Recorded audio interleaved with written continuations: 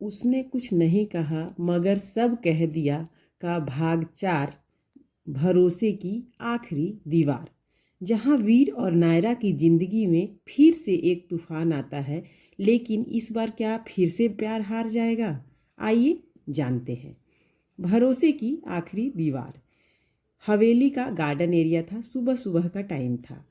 वीर और नायरा एक दूसरे को फिर से अपनाने का वादा कर चुके थे, लेकिन रिया की वापसी ने कहानी में वो मोड़ ला दिया था जहां दिल की आवाज़ और दिमाग की सोच आमने सामने खड़े थे। वीर छत पर बैठा था। करण उसके पास आया। भाई तू ठीक है? नायरा तो मुझसे बात कर रही है करण, पर मैं उसके अंदर का डर भी देख सकता हूँ। एक डर जो शायद मैंने ही उसे दिया है। करण चुप रहा, बस कंधे पर हाथ रखा उसने। उधर नायरा अपने कमरे में अकेली बैठी थी। हाथ में रिया की दी हुई एक चिट्ठी थी।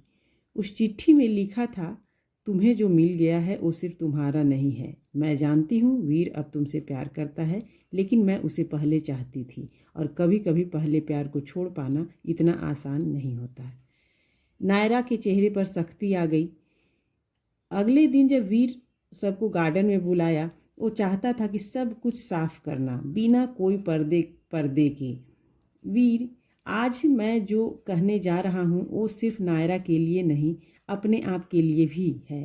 रिया और मेरा रिश्ता एक गलती था। ज़रूरत के नाम पर शुरू हुआ और आदत बन गया।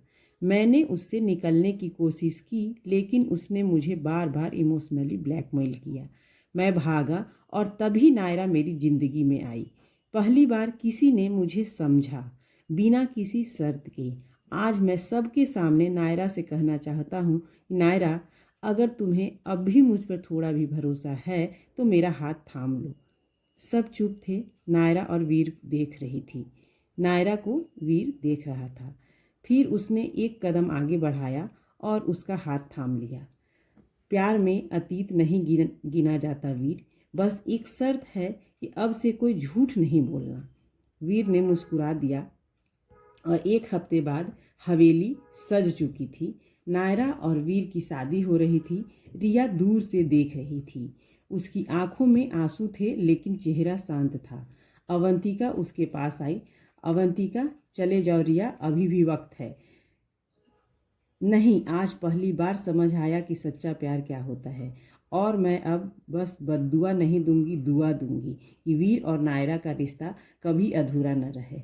मंडप में फेरे हुए। वीर ने नायरा की मांग में सिंदूर भरा।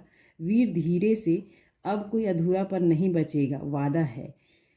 नायरा भी मुस्कुराकर बोली, मैंने तो तुम्हारे नाम की मेहंदी पहले ही लगा ली थी वीर, बस सिंदूर बाकी था। और कहानी इसी तरह से पूरी हो गई। आपको यह कहानी अच्छी लगी होगी, मुझे उम्मीद है। तो एक कमेंट ज़रूर करें और एक लाइक करें। चैनल को सब्सक्राइब करें। इसी तरह की अच्छी कहानियों के साथ मैं आपके पास फिर से वापस आऊँगी। तब तक के लिए राधे कृष्ण।